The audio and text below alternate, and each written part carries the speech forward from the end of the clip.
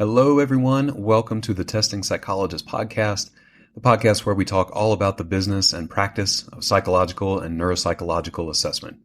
I'm your host, Dr. Jeremy Sharp, licensed psychologist, group practice owner, and private practice coach. This episode is brought to you by PAR. PAR offers the RIAS-2 and RIST-2 remote to remotely assess or screen clients for intelligence, and they also offer in-person e-stimulus books for these two tests for in-person administration. Learn more at parinc.com. Hello, everyone, and welcome back to the Testing Psychologist podcast. Today is a clinical episode on a topic that is near and dear to many of our hearts, and if not yet, maybe will be in the future. We are talking all about psychometrists. My guest today, Dr. Christine Ghilain, is an ABPP board-certified lifespan clinical neuropsychologist who maintains a private practice in northern New Jersey. She's on faculty at the NYU Grossman School of Medicine and sees patients on a consultative basis for the NYU Child Study Center. A recent graduate of the Goldman Sachs 10,000 Small Business Program, Christine is passionate about increasing access to neuropsychological services and is spearheading multiple expansion initiatives. Her research and clinical interests include refining assessment practices to enhance diagnostic accuracy, that's important, and achieving optimal outcomes for individuals with diverse neurological and neurodevelopmental conditions. She has a passion for training and promoting competence in the field of neuropsychology. Christine is fantastic. She literally wrote the book on training psychometrists. And as you all know, we have talked about psychometrists many times on the podcast and comes up often in the Testing Psychologist community on Facebook. And I am just so honored to have her on the podcast to go through the research, the history, the necessary qualifications for a psychometrist, compensation for psychometrists, how to onboard and train them, and many other things. Christine has a lot going on. She is very knowledgeable, and this is a fabulous conversation. Now, if you are a practice owner and you would love some support or you need some support in running your practice or growing your practice, I would love to have you join one of the Testing Psychologist mastermind groups. There are levels for all stages of practice development, beginner, intermediate, and advanced. And it's a great environment. It's group coaching. It's supportive. There's accountability built in. There's a private Facebook community just for cohort members. It's lovely. If this sounds interesting to you, you can go to thetestingpsychologist.com/consulting and book a pre-group call to see if it's a good fit. All right, y'all, let's get to my conversation with Dr. Christine Ghilain.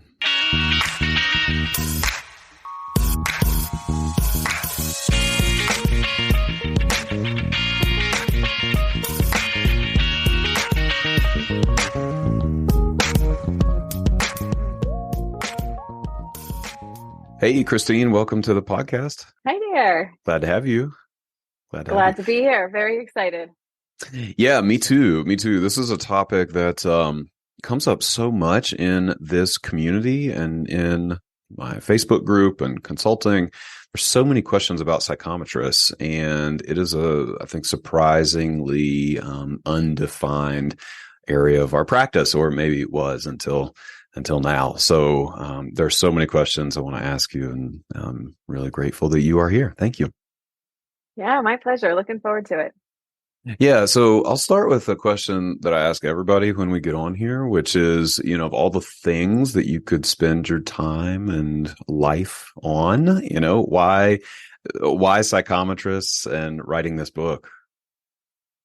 Yeah, fair question. I think it was, as I think with many folks who go into psychology or neuropsychology, my very first time even working with a psychometrist was when I was an intern. So I had never even heard of psychometry or using psychometrists or technicians to do testing until I was an intern and, somewhat even learning some of the tests from them.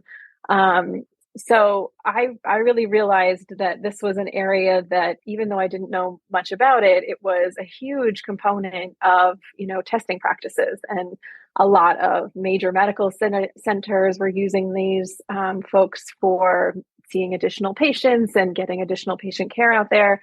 So having never heard of it before, and then getting my first job straight out of fellowship, I was tasked with, hiring and training a psychometrist for a large medical practice or a medical center. And all of a sudden I was like, oh, okay, sure. I'm sure there's resources. I'm sure there's things I can look at. I'll just do my little research and figure it out. But having come upon nothing, or at least things that weren't published since 1991, I felt like, okay, we need some updates here. And I somewhat stumbled into it and have been grateful for the opportunity to delve deeper and write the book ever since. Yeah, that's great. That's great. I mean, I think it's the same as many other things, just sort of born of our own experience and necessity, right? It's funny. Yeah. My journey was, I worked as a psychometrist when I was in grad school, in a neuropsych practice. And from that, I just thought that's how everyone did it. And so, I went that direction, pretty soon after starting my practice. And then it was only later that I figured out that it was maybe not totally typical for everyone, and that it was also kind of ill-defined as well, as far as like what psychometrists are or who they should be and what we do with them and what they can do. So, Yes. It's a vague path. Yeah, I feel like a lot of people have said to me, like, hey, do they have to have a master's degree? Do they have to have a bachelor's? If they know they want to leave in 2 years and go to graduate school, should I not bother hiring them? Sure. Are they the best candidate to hire because they have such an interest, a vested interest in the practice and the programs?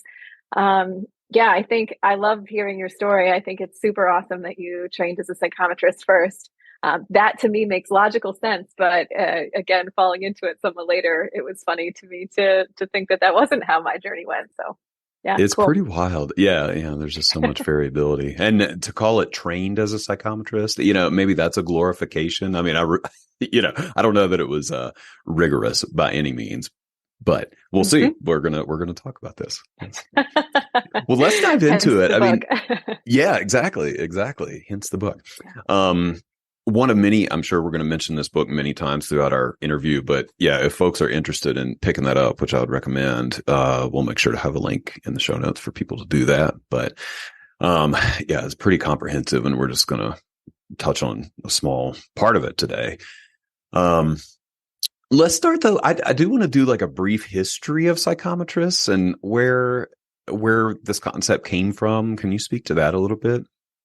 Sure, absolutely. So I actually recently gave a talk on this at the AACN conference in DC back in June. So some of this info is fresh in my mind. But something when I first started researching the history that I was surprised by was that psychometrists and what they used to call psychological technicians, and I think, as I'm sure you've experienced, they've been called all kinds of different things. I have a long list of, tech or psychometrist or otherwise. So I'll try to stick with psychometrist just to maintain our own language consistency. But psychological technicians, as they were described, were used by William Hunt in the 1930s.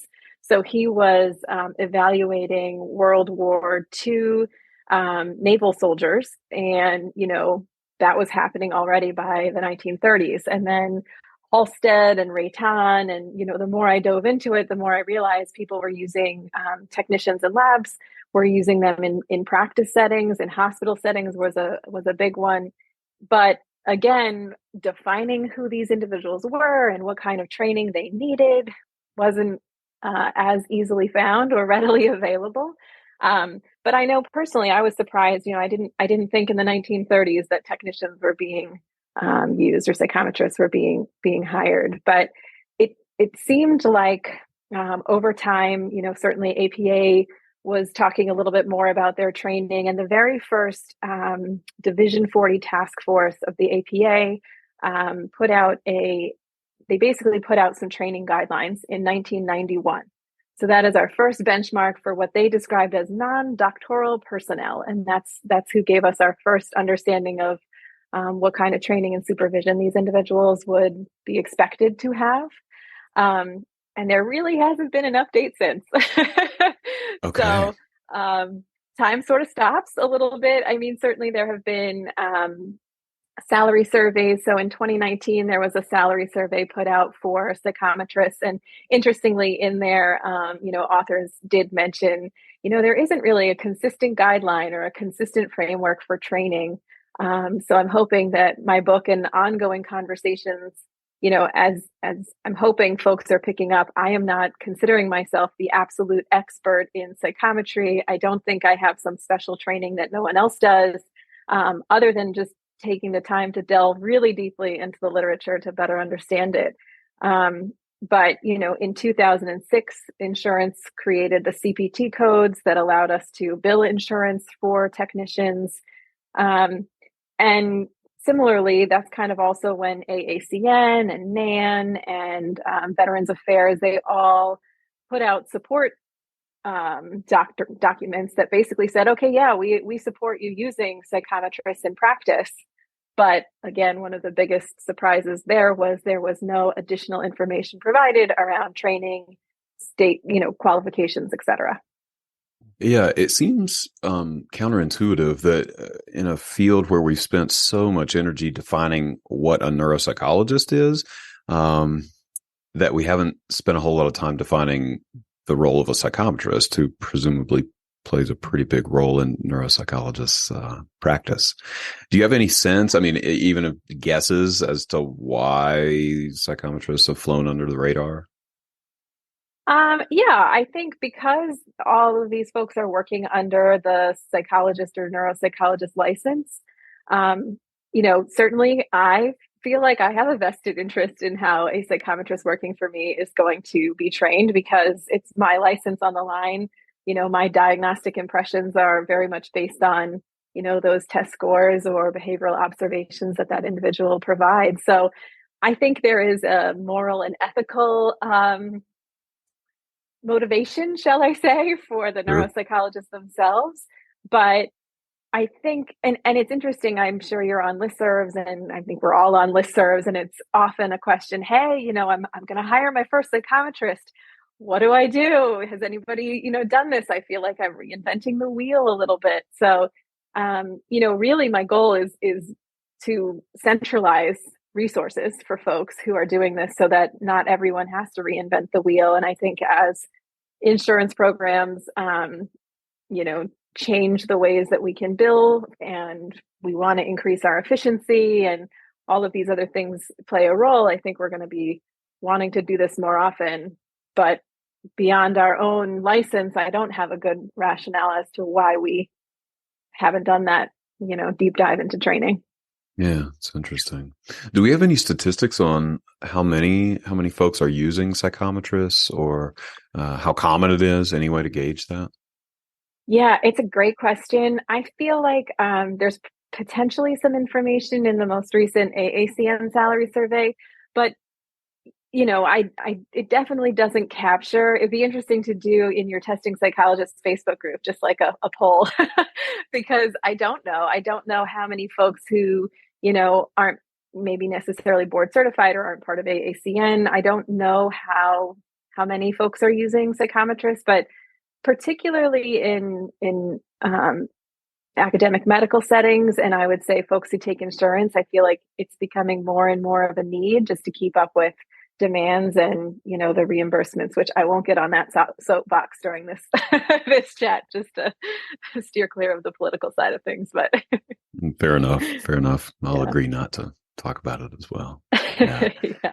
Yeah, I think it's true though. I'm going to immediately contradict my own statement, but running a practice that's heavily insurance based, and running a practice at scale, using psychometrists is a big part of the financial picture to have it be sustainable. So I get it, and I can imagine hospitals are probably in that same boat. But there are other reasons too, which we will talk about. Yeah.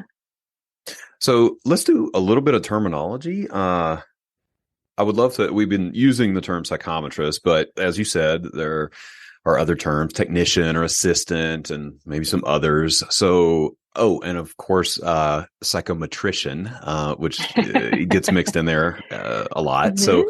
yeah, Hmm. give me the terminology. What should we be saying?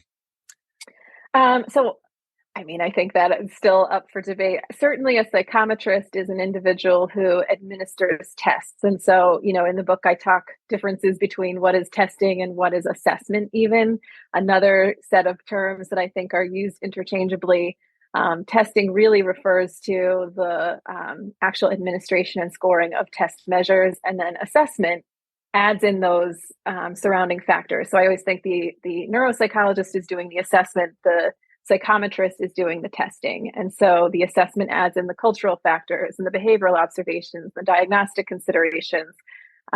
So when I think about psychometrists, that is the term that I use. I sometimes will say techs or testing technicians, just because when I was on fellowship, that's what they were referred to. So some old habits die hard. Psychometricians, my understanding with some of that is also folks who are creating the tests themselves, right? So, a different group of folks entirely. But yes, I agree with you. I've heard all kinds of, usages of all different forms of psychometric, psychometrician, psychometrist, right? All of those. So. Yeah, yeah. I know that I said psychometrician for a long time. And then I don't know, 4 or 5 years ago, I was like, wait a second, I don't think that's right. So yeah, Yeah, not uncommon though. sure. Yeah. Well, thank you. Thanks for the validation. Yeah. So we'll go with psychometrist. I like that. Also like that. That was a very simple and clear distinction between testing and assessment. So I think that's important to keep in mind as we move forward as well. So let's dig into the nuts and bolts here. I think the biggest question on people's minds is who can be a psychometrist? Like what training is required, or is a degree required? If so, what degree? Any information in that realm would be so helpful to start with. Yeah, I will unfortunately start with a caveat that there are some pretty significant differences across state lines. So like New York versus California versus my state of New Jersey, differences in expectations. There are some states, and forgive me, I'm forgetting which specific ones, where a psychometrist is expected to pass the ETTP. Wow, I've So not heard that. Okay. interesting differences.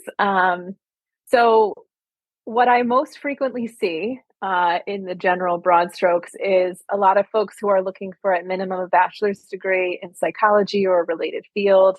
I think many people will say master's degree preferred.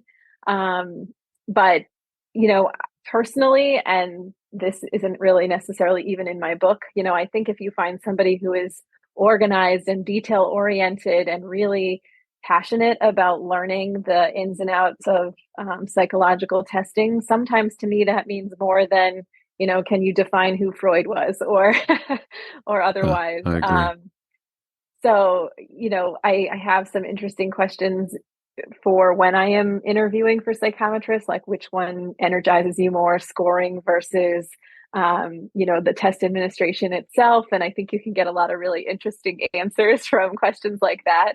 Um, but yeah, I think that the true nuts and bolts in terms of hard and fast qualifications can really differ across state lines. So it's hard. The reason people, I think, don't have a clear cut understanding is it does differ depending on what state you live in. As do many things, right? So that's a totally legit answer. So how do we find out though? Who will be able to tell us the requirements for a psychometrist in our state? Is that just the psychology licensing board?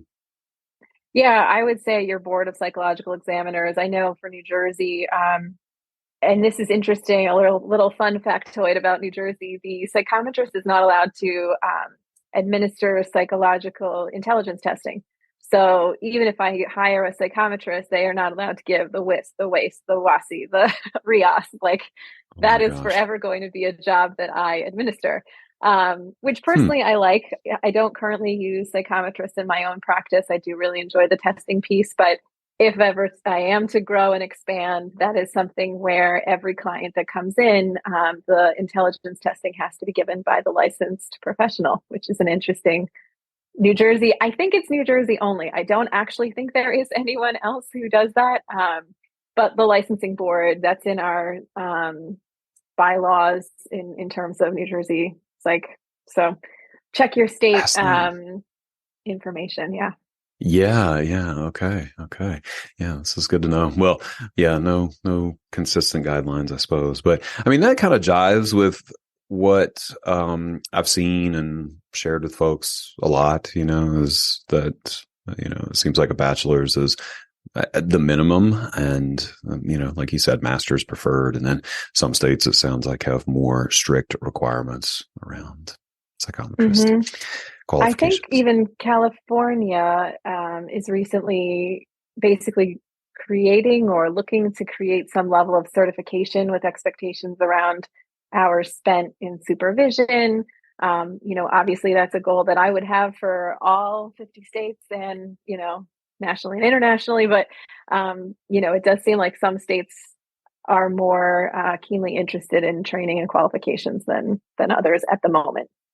That makes sense. Yeah, that makes sense. Well, and I know that the picture even gets muddied even more in the states that allow, master's level psychologist licensure. And, like Texas has a licensed psychological associate, and they're not calling them Mhm. psychometrists, but they're kind of in that ballpark. So there's, I mean, I think it goes to your point of checking with your state to see exactly who can do this work. Yeah. So Absolutely. I know that there's been well, I don't know if it's a push because that would imply like some amount of inertia, and I don't know if that's in place or not. But there's a board of psychometrists, right, or like a certification, like a certified psychometrist entity out there somewhere. I I haven't seen a lot from that entity. So that's why I hesitated to use the word push. But I'm curious, yeah, how that fits into this whole picture in terms of defining standards and certification and those kinds of things. Yeah, great point to raise. So the National Association of Psychometrists, or the NAP group, it was started back in 1995, and Wow. I've been in contact with a variety of folks that were part of that. Initially, I think it was a beautiful story. There were a lot of really motivated psychometrists who felt like they were somewhat isolated in their individual groups, but maybe had questions about scoring, or maybe had questions about responding to certain behaviors or what have you. So it sounded to me very much like we're just going to all get together so that we have a common space for sharing and asking questions and sort of bouncing things off. Certainly I know when I was in fellowship and I had other folks around, I was always asking about scoring questions. Well, what do you think about this word versus that word? Or how do you score this? 1 point, 2 points, no points. Yeah. Um, so it sounds like that was maybe part of their initial rationale for gathering as a group. But then I forget the exact timeline, but a group of them got together and worked towards creating a test to certify folks as certified psychometrists. That is still absolutely available. When I was writing the book, I sent out links to a whole bunch of different groups and had psychologists as well as psychometrists filling out surveys around, their thoughts. And it was interestingly polarizing to hear folks who said, "Oh yeah, it was great. I have all of my technicians or my psychometrists go through the program." And I had other folks who said, "They don't need any kind of certification if they're working under my license. Why waste the time?" That and I do not claim this as my own statement, but some feel like psychometry should not be a full-time job. It should be something that's a stepping stone to graduate school. So it was rather eye-opening to see just the variations in folks' perspectives on psychometry. But I also feel like, anecdotally, the folks who I've spoken to who have gone through that process have found it of benefit.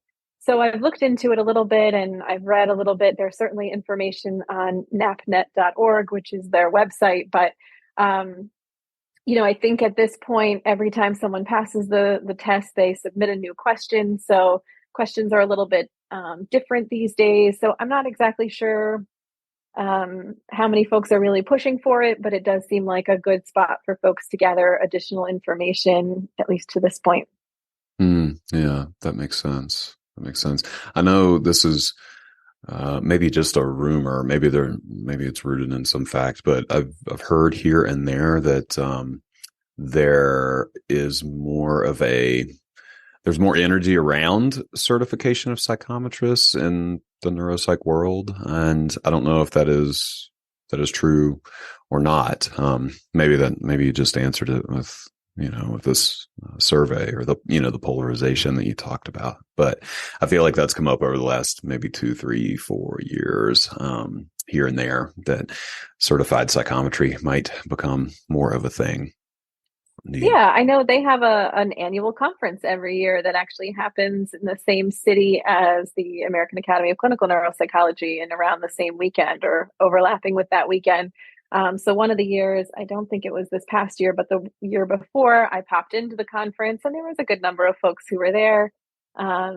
So there's certainly a force. I wouldn't say that they're getting smaller, but it did sound like maybe, things are sort of maintaining status. It to me didn't seem like there was a big difference in terms of from what folks were sharing while I was there in terms of enrollment or otherwise.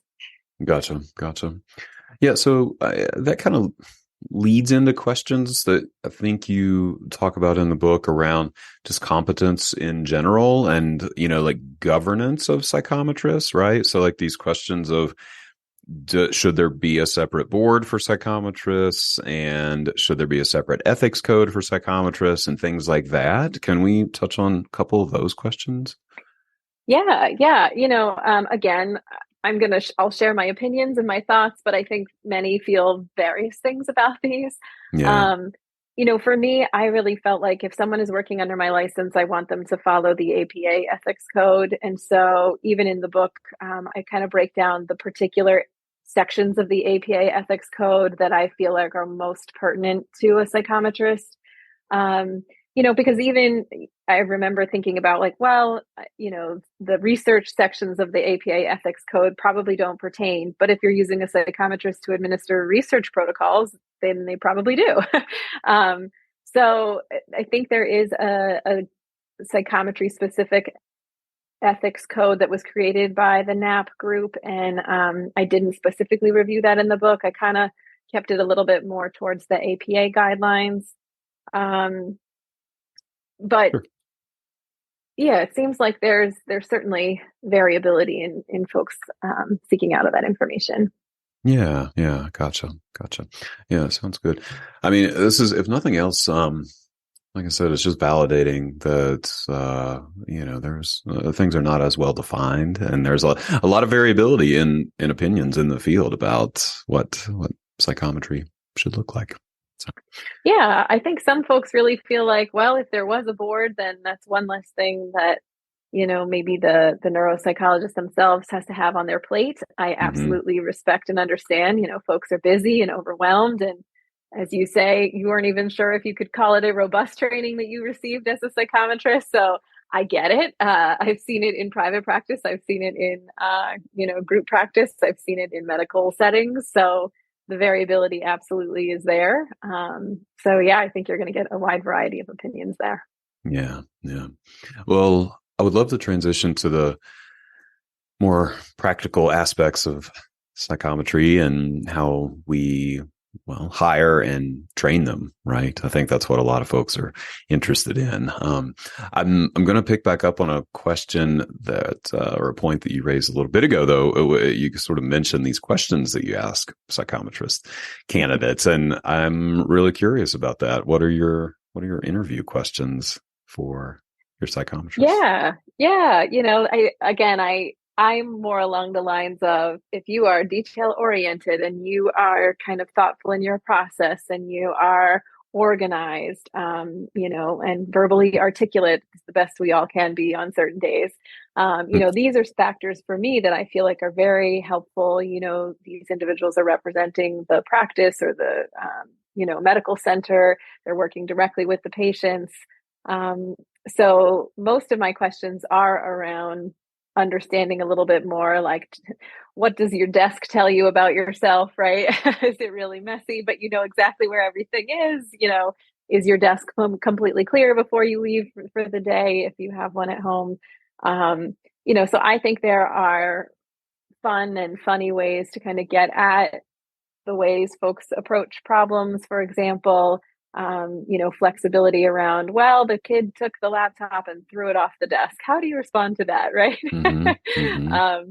Certainly things that don't necessarily happen every day, but you hear the stories and maybe have seen them firsthand yourself. So, I think a lot of my questions more stem from, the flexibility around those behaviors, the unpredictability of, even if you've seen 100 kids with ADHD, how different each one of those kids are as they walk into your office, and how do you respond and maintain your cool while still taking a whole bunch of behavioral observational notes in your mind about, what's going to help them succeed in a classroom or an adult to succeed in a workplace, et cetera. Yeah. I love that. I love interview questions in general and finding creative ways to get at people's, behaviors and thoughts. So, do you have a favorite one that you ask of your psychometrists? I don't. Well, I don't do the interviewing for our psychometrists anymore, so I'm kind of out of the game, But I also, this is a whole other tangent we could get on, but I have moved more toward like a working interview versus like a question and answer interview, because I think that all that tells us is how well people respond in novel social situations, right? It doesn't really give us any sense of the work that they do. And so, it's more of a working interview situation. I love that. Otherwise, that's awesome. though, yeah. I mean, I like all the personality questions. I tend to talk about things not work related, honestly, in interviews. I'm more interested in, how people think and what they're reading and what they like to do instead of work, and things like that. But yeah, I think you get a lot of good information from that for sure. Yeah. I like your questions though, especially the scoring versus administration question. That's really, pull that out for your next one. Yeah, definitely will. So otherwise though, I mean, I jumped into the interview portion of finding a psychometrist, but where should we actually start in this whole process when we think we want to hire a psychometrist? Let's take a break to hear from our featured partner. The RIAS-2 and RIST-2 are trusted gold standard tests of intelligence. For clinicians using teleassessment, PAR offers the RIAS-2 remote, which allows you to remotely assess clients, and the RIST-2 remote, which lets you screen clients remotely for general intelligence. For those practicing in the office, PAR has in-person e-stimulus books for both the RIAS-2 and the RIST-2. These are electronic versions of the original paper stimulus books that are an equivalent, convenient, and more hygienic alternative when administering these tests in person. Learn more at parinc.com/RIAS2_remote. All right, let's get back to the podcast. Yeah, I think most folks you'll find post on things like Indeed or those general job search entities. I think I really liked. I appreciated one of the folks I was consulting for shared. She also reached out to local graduate students. That has been extremely beneficial. Folks are really interested in learning more and learning the assessments, and sometimes they get credits for it, or for example, if you're doing research within your practice or your medical center, it's great opportunities for, those early experiences, particularly if they're going to go on to graduate school. Interestingly enough, I have had a few folks tell me that retired teachers are the best way to go. And I've heard that totally as well. see that. Yeah. Having a mom who was a, kindergarten teacher for 30 something years, I could see my mom doing a great job with all of that, managing behavior, gathering data, all of that. It seems like there's a good qualification set there. So if you have a retired teachers group in your area, that might be a really fruitful place to seek folks out. But That's those great. are some options. Yeah. Yeah, I resonate with all those. We primarily use grad students as our psychometrists. So just pulling from the local PhD and PsyD programs, those we try to grab advanced students who already have their masters and have done, at least a year of assessment experience in their programs. And that has worked really well in our practice. Also, Do you find a lot of turnover though at that point? I think a lot of that's the biggest feedback I get is, well, if we do that, then every 2 years I'm getting a new person, right? yeah, we do. And that's, it was difficult at first, but I think once we just sort of set the expectation, kind of know that's going to be the cycle, it forced us to get our training really dialed in and the process and the onboarding and everything, and set clear expectations for them. I think now that we're in the groove, it's gotten a lot easier. But yeah, it's tough when they turn over every year or two. Yeah. A little But more that's labor great if you. intensive. And I agree with you. Setting those clear expectations and kind of having a training plan going into it. That is going to make a world of difference. Sure. Yeah, we'll see. We're going to talk about your approach and thoughts on training. We'll see if we're in the right direction or not. But I've also heard either part-time or retired school psychologists in a lot of states, have served as really great psychometrists for folks. So there's a lot of options. Yeah, absolutely. If only they know. The one thing, I keep thinking to myself, like, all these folks are great potential candidates. But again, every time I talk about psychometry with folks who maybe aren't in our field or aren't as deeply engrossed in assessment practices, they're like, psychoma, what? Like, we've never heard of that. What is that? And it's, I wonder about, I have dreams of kind of campaigning and helping folks to understand what psychometry is. I mean, given how many graduates from even undergraduate programs with psychology majors come out into the workforce each year, and kind of wonder, well, we can't be a clinical psychologist yet, right? We got to go through a whole lot of years more of training. What can we do in the interim? Part of me just thinks there is a lack of knowledge, understandably, for folks who aren't aware that this even exists. So how to tap into those unknowing folks or unknowing groups. Yeah, that's a great question. Do you have any thoughts on that?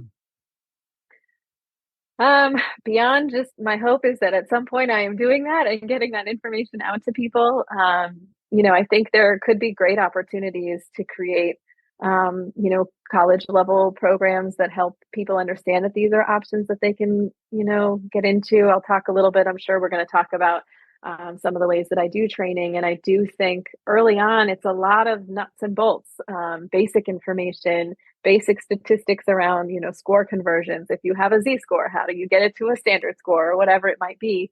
Not necessarily a full statistics course. I think that's important for the neuropsychologist, but maybe less important to the person unless they're interested, right? Like, I'm never saying don't learn about these cool things, but when I think about practically speaking, what does a psychometrist need to know walking into the room to test the patient?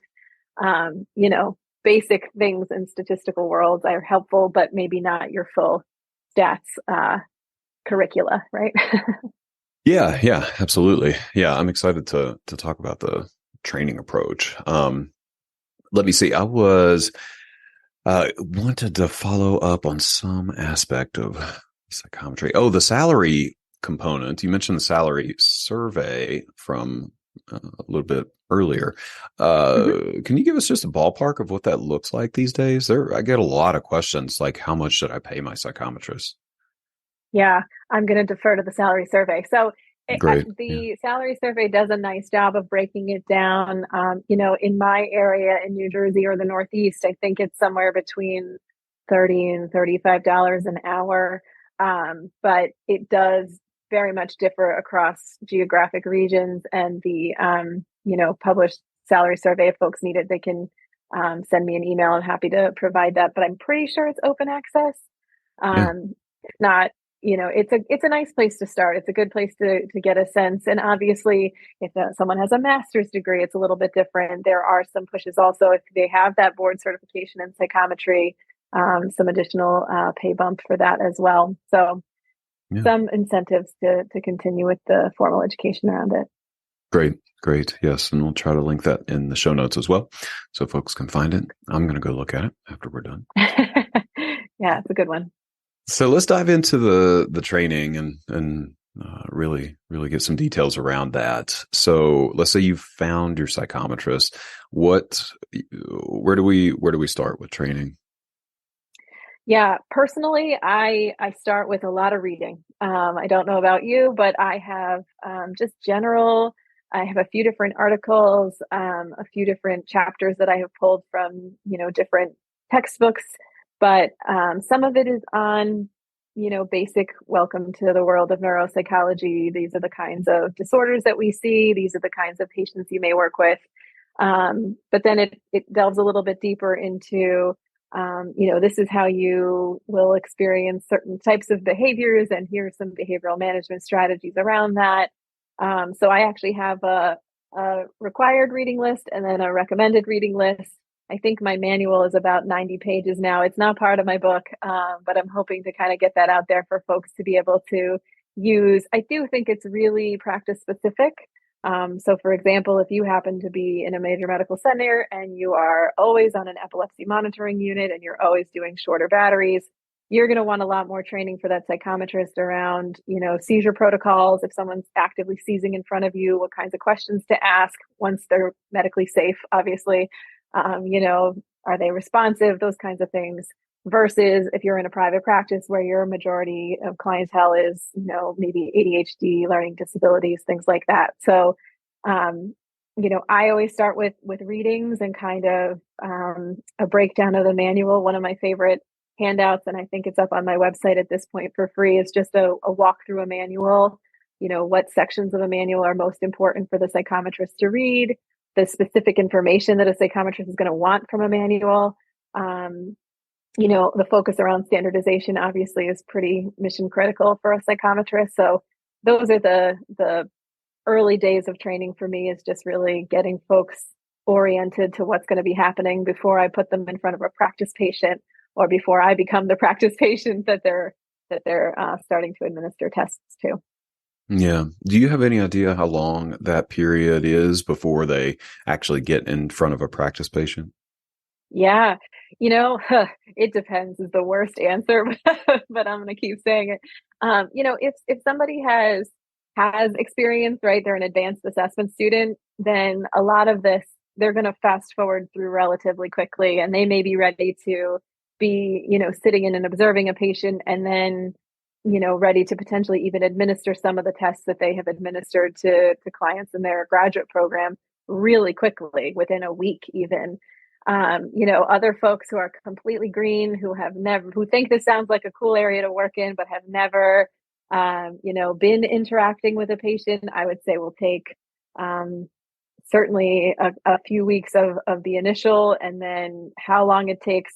I think many folks are really excited. Once they hire that psychometrist, they're like, great, they're going to take all these hours from me. This is going to be so great.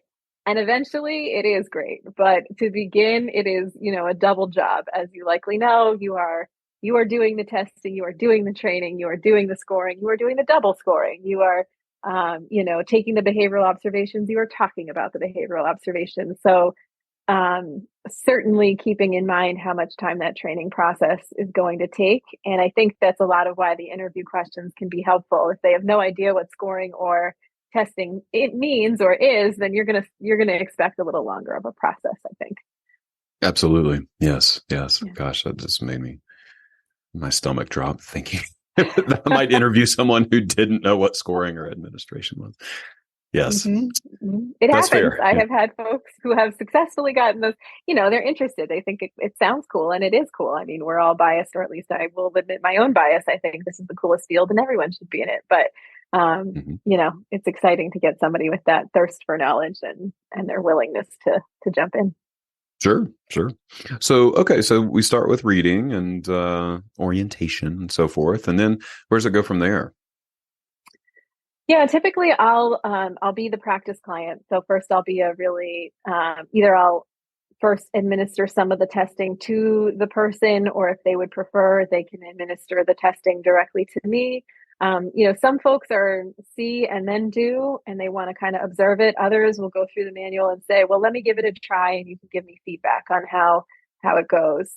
I know there are some folks who have the benefit of being able to observe, let's say through to a mirror or something to that effect, where they can observe testing and sort of see what that looks like. I always like the two-way mirror option, because if I can sit with the psychometrist and say, okay, you see how she was doing this, or you see how she jumped in and did that, those teachable moments I think are much more beneficial than just what you read in a book. And then practice clients, and then I become more and more of a frustrating or annoying practice client, or someone who gives a curveball of some kind just to prepare them for things that they can't necessarily plan for. Mm-hmm. And then I think when it comes to being able to move them into the next level of they're going to, do assessments with actual clinical patients, you'll be in the room observing, assisting if they need that, giving them feedback. So it is sequential and sort of a step-by-step iterative process. But I do tend to find that if folks can then get that final check off, then there's usually some level of routine maintenance check-ins, whether that's double scoring files or once a year sitting in and observing the testing, because we all tend to, drift, as they say, that examiner drift. If you haven't done it in a while, or, oh gosh, I haven't given this test in 6 months, we don't necessarily always have the time to jump back, but it's always good to kind of keep a pulse check on, is everybody still doing this the same way each time? Absolutely. Yeah. So a couple questions around all of that. Do you have any sort of go-to difficult client behaviors that you found helpful to deploy with these practice sessions? Yeah, some that come to mind are the kid who wants to go to the bathroom after every question, and sort of seeing how they respond to that. And hopefully their thought process is, oh, let me introduce, first we do these 3 things, then we'll take a break, those kinds of structurings. Certainly I think we've all had the client who just refuses to engage. I'm not doing this. This is too hard, right? Arms crossed, we're just done. So sometimes I do throw in that argumentative client who doesn't want to keep participating. And being able to teach them, okay, well, let's align with this person. Was this really a hard task? Do they feel, dumb, or like they can't do it because it's actually a really hard task for them? Why might that be? How can we, align with them to say, like, yeah, this is really hard. Let's just get through it. And then we can move on to something different. I think we've all had those clients that put us through a loop. And so I think about those clients for myself. Try to make sure they feel as prepared as they can. Yeah. It's interesting to me. I mean, both of those examples are fantastic, and they're behavioral things. It's not, I thought maybe there would be a more of like a test answer, example, but the behavioral stuff is the harder stuff to manage as far as I'm concerned. We can handle answers, Yeah, I think on things like list, on the DCAPs, I think about doing verbal fluency, for example, and like spewing out a whole bunch of different lettered names, or kind of giving them a whole bunch of rapid fire answers can be an overwhelming, or on a memory task, when all of a sudden they have a list learning and they give you 10 things in 3 seconds, right? Being able to remember what they were, or having some sort of short form if they are speaking very quickly, how to get those in order. So you're right. There are testing ones that are important too. But I agree with you. I think the behavior and behavioral regulation within the room can be some of the more challenging things for the psychometrists as they get through that testing day. I agree. Have you found any particular tests that seem more difficult for folks to master in terms of the administration? I would say I tend to review a lot of like Tower of London and Drexel Tower, remembering how you have to wait until a certain time, and when they move, and if they pick it up, where do you put it back? And, you're still counting how many moves they've made or otherwise. I don't want to give away too much in terms of test security, so I'll try to watch what I'm saying. But some of the more complex reasoning tasks tend to be more challenging, I think, for folks. Yeah, Do you that's find funny. the same in training? Yeah, that's why I was nodding. I thought tower was the first thing that came to mind, just because there is a lot, I think, for the administrator to pay attention to, and you're tracking a lot of, a lot of things at the same time. Yeah. Yes, trying to keep up with it all. Yeah, things move quickly. Great. Yeah. So we've done some reading, we've done some practicing, and at some point you feel confident that these individuals are ready to fly solo. You've done some observation. I'm curious about like how much training are you doing on the scoring, or do you kind of trust that they can read the manual and figure it out? Like, how does that work? Because I'll out myself a little bit. That this is, I think, where I maybe assume too much. I feel like the manuals are pretty clear about how to score things, as long as you give yourself the time to read them and are pretty meticulous, the first several times. So I maybe pay less attention to this than I should. And I'm curious how you approach this. Yeah, I'm going to be an unfavorite person in the moment, but that's or totally my opinion fine. might be unfavored, but I tend to recommend hand scoring as much as possible prior to, listen, the iPads are a beautiful invention and have really increased my efficiency. But if the power went out, or I don't know what would possibly happen that I couldn't, use my technology, I would want to be able to administer, score, and provide just the same amount of information. I'm probably just old school because that's how I learned. But I do find, so I actually have folks the first couple of times that they're doing measures hand score everything, and I double score after. How much I think I agree with you that the manuals themselves do talk a lot about it. And I tend to open myself up to, like, if you have any questions, go ahead and come and ask me. But once you read through the scoring, the goal is for them to be independent in their scoring. And so I do more of a hand me your scored file and I'll review it and double score, basically. Because I think that pulls up. And as you say, doing it versus just watching me do it and then kind of parroting off of what I'm doing versus sitting down, reading the manual, learning it, internalizing it a little bit more. I think there's certainly benefits to getting a little bit of leeway in terms of your own seeking out of that knowledge. No, that's fair. That's fair. I mean, it's painful. It's very painful thinking about hand scoring some of these things, but I think you're right. Just that extra layer of investment, is valuable. And I remember, this is again outing me probably on somewhat of how I'm not super late career, but I've been in the business a little while. But like even hand scoring things like the brief, knowing which questions go into which categories. I mean, to me, that helps you when a parent says, okay, I'm elevated on inhibit.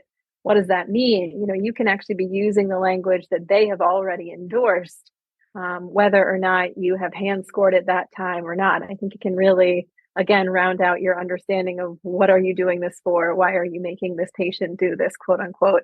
And what could it mean for someone who gets that data or that information? Yeah, I think that's really valuable. And even especially these days where the cost of digital administration is ramping up more and more and more. I mean, we might be getting back to that tipping point where hand scoring is actually like more cost effective. So there's a double advantage, I suppose, in that case. Yes, I think some folks who didn't shift to iPads like during the COVID pandemic are now like, oh, but we hear about the pricing and we're so glad we never switched. It's almost like that ignorance is bliss. If you don't even know what you're missing, you're sort of set in routines. And I think I would miss it if I went back, but I feel confident that I could if I needed to, right? Yeah, there you go. Yes. Yeah. So talk to me about behavioral observations. This to me is one of the most important parts of the administration process, maybe the most important part. So I'm curious how you approach training that. And I think this is, I'll just add another little qualification here. I think this is where a lot of people run into a hurdle in bringing on a psychometrist, is thinking, nobody is going to be able to do behavioral observations like I do. Nobody's going to pay attention to the things that I think we need to pay attention to. And so I'm curious how you might approach that. Yeah, I agree with you. It's one of the most common things I think I hear is like, well, they won't see it. They won't know. And then if I miss that could be a huge thing that, as you know, some of these smaller behaviors may directly impact diagnostic impressions or, I do think I am confident. I used to feel very similarly in having worked with some really excellently trained psychometrists. It was amazing. Sometimes I felt like they were coming to me with such beautiful descriptions and really knew what I was looking for. I actually tend to find when I give similar tests, I will sit down and talk about what specifically I am looking for when administering that test. So behavioral observations becomes really complex and multifaceted because you're talking about, the behaviors they're seeing in the room, but also why am I administering this test and what behaviors am I looking for specifically that might come from this test? So, it's certainly another one that's a marathon, not a sprint. I think that sitting and being able to observe as many cases as is possible can be really helpful, and having those conversations after the fact, kind of comparing behavioral observation notes. I also have some behavioral observation checklists. So we start really basic with checklist by domain, for example, and then move more to kind of open-ended questions where, they're filling in additional information and maybe not necessarily relying on the checklist, but they know, in the attention domain, I'm going to ask kind of about these layers. Are they even responding at all? If they are responding, is their processing speed slow? So building from very basic skills to more advanced skills over time. So it's another one that it's like, well, it depends on how long that's going to take, but there's lots of pieces. Absolutely. Absolutely. Well, and I see it as, there's two separate but related constructs. There is the observations during the testing process, like how they're approaching the tests and the tasks. And then there's the free floating observations, right? Like, what are they doing between tests, and what are their social skills like, and what's their appearance like, and all those kinds of things. I mean, it's a lot to track, and a lot to be aware of I think for all of us, but especially, folks just starting out. It's like, how do you even start to describe what to pay attention to? But you mentioned that you use checklists. Can you say more about these checklists that you use? Yeah, and those should be up on my website as well. You can kind of download them and see, within, as you say, some of it is really basic. So general grooming and hygiene, you can kind of, to me, the checklists early on help to remind folks to look out for those behaviors or consider those things. And then in terms of attention, is it variable? Are there some tasks where it's, better or worse? And, I'm trying to think of other specific areas. It basically goes domain by domain to have options for folks to say like, oh yeah, he was a little bit impulsive, but then, or, did he respond to early questions wrong, but then get later questions right? That variability. So sometimes I talk through what those specific checklists mean, but a lot of times it's really just to help people remember like, oh, that's right. I know what she means by that. Have I seen that at all during my work with this client? Yeah, that sounds good. Yeah, I think checklists are super helpful. We also have a pretty comprehensive checklist. It's maybe not as specific or domain based, but it's been helpful just to give a little structure and let them know what to look for. Right. Yeah, and I think when you as the neuropsychologist, those psychologists are then writing your behavioral observations. If they kind of know the things that you are looking for and the things that you will speak to as you go through that, paragraph or section of the report, they're almost helping to, provide you good concrete details as to why you are talking about them in certain ways, or, what substantiates your diagnosis based on some of the things that they see. Yeah, absolutely. We could have touched on this earlier, but I think it fits just fine right here as well. And that's the question of what can or what is the psychometrist responsible for in the testing process? So I've seen across the board, some folks are having their psychometrists only test and score. And then it kind of goes from there. It's like, do they put the scores into the tables in the report? Do they write the behavioral observations? Do they write the history based on your notes? Do they maybe do more than that, which I don't think they should be doing? But, so I'm curious, from your perspective, what is the role of a psychometrist? And especially in terms of how much they're writing or doing in addition to testing. Yeah, this is a huge can of worms. I'll try to be somewhat brief, but I have sections of my book specifically talking about okay, we all agree, administering the tests, scoring the tests, and giving some behavioral observations. We all agree that's a part of the psychometrist role. But then, as you very, clearly point out, it's really interesting the liberties, I'll call them, with which people extend the expectations of work of a psychometrist. And I'll say I got a lot of feedback from the psychometry side that was more on those surveys that was more, I don't know how to say to my supervisor or my attending, I don't think I should be writing this section, or I don't feel comfortable doing this.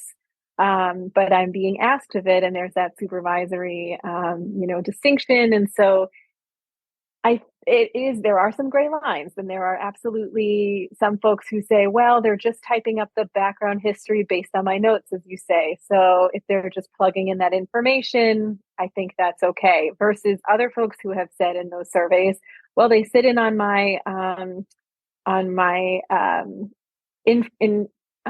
intakes, and therefore they can type up all of the information just as well as I can, and then I edit it after. I don't necessarily agree fully with that particular approach. I think some justify it as, well, if they're going to go to grad school, that's something they're going to learn eventually anyway. But there does seem to be some, dare I call it, abuse of power in terms of, now you can write this section, and it can sometimes snowball a little bit further to where folks are feeling less comfortable. Mm-hmm. Mm-hmm. Is there a point? I mean, is there a clear line we can draw in the sand where you can say for sure psychometrists should not be doing this? I'll put myself out there as this is a personal opinion, but I don't think psychometrists should be making diagnoses or providing feedbacks. And there are some who are. So those two, to me, again, I think they are doing the testing, and the neuropsychologist or psychologist is doing the assessment. And for me, that helps to be as much of a black and white line as possible. I like that.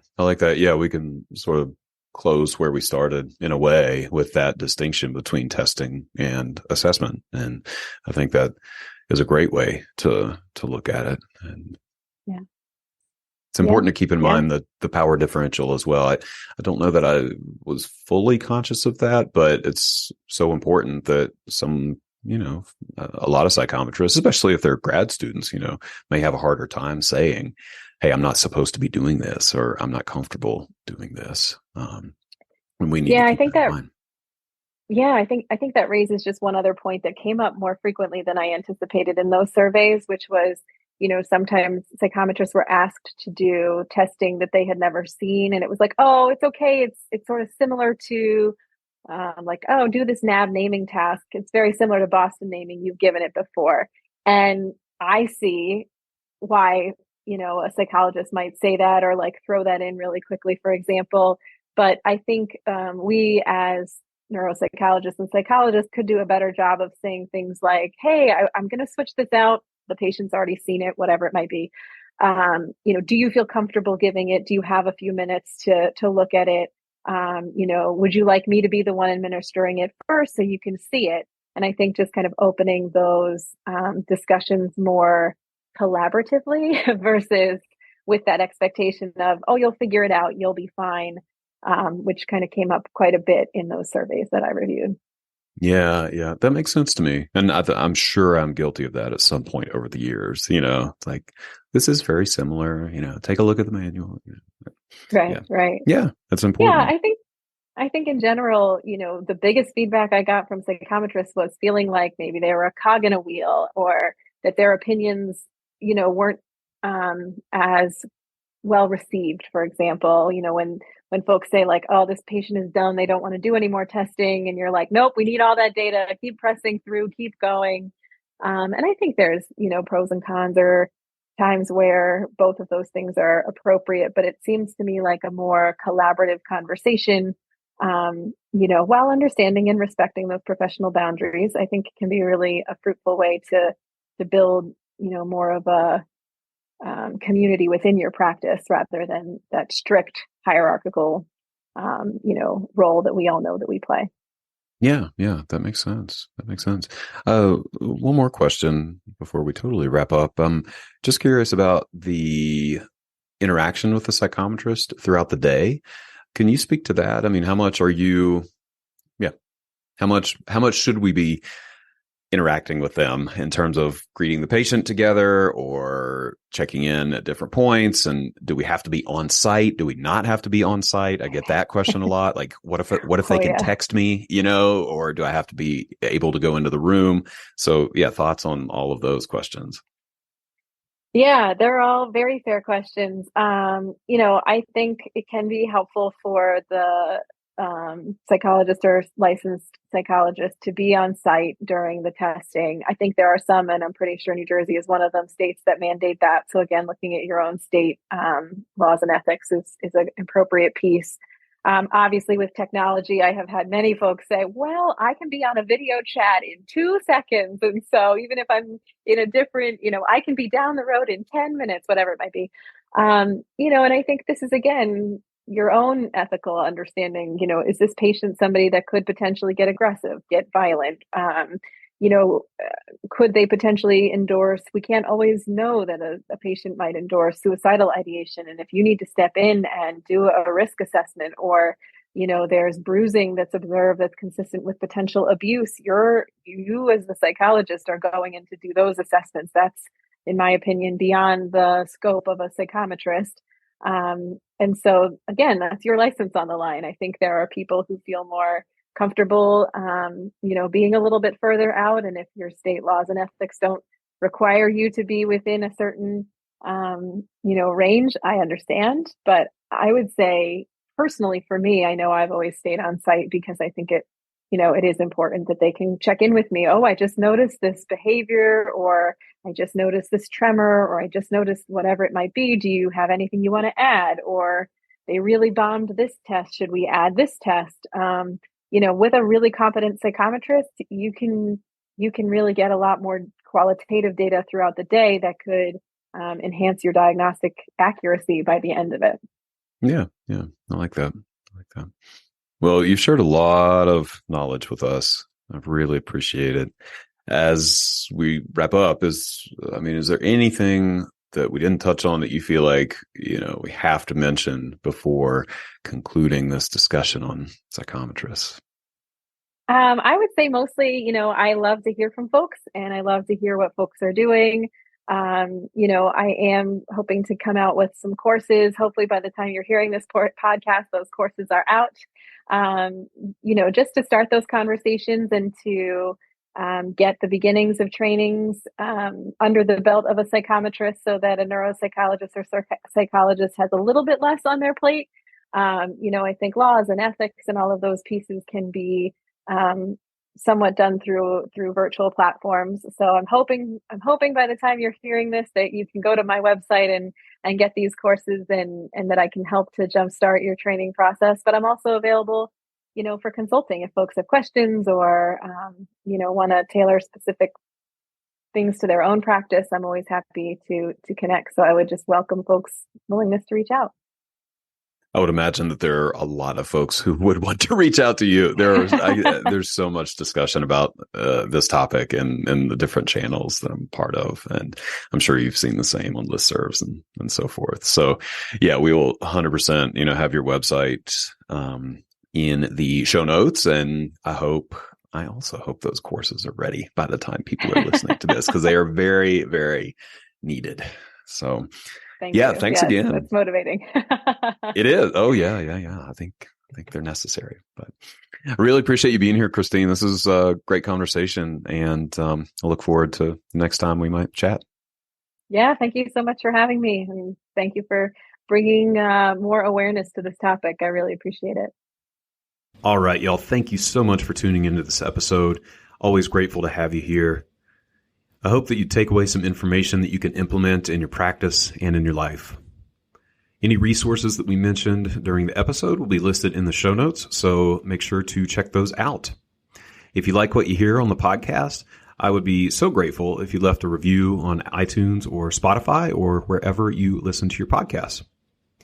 And if you're a practice owner or aspiring practice owner, I'd invite you to check out the Testing Psychologists mastermind groups. I have mastermind groups at every stage of practice development: beginner, intermediate, and advanced. We have homework, we have accountability, we have support, we have resources. These groups are amazing. We do a lot of work and a lot of connecting. If that sounds interesting to you, you can check out the details at thetestingpsychologist.com/consulting. You can sign up for a pre-group phone call, and we will chat and figure out if a group could be a good fit for you. Thanks so much.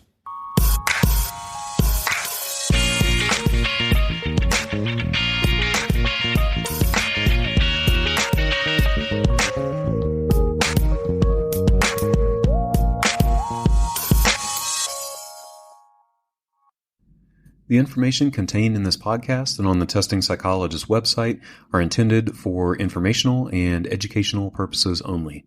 Nothing in this podcast or on the website is intended to be a substitute for professional psychological, psychiatric, or medical advice, diagnosis, or treatment.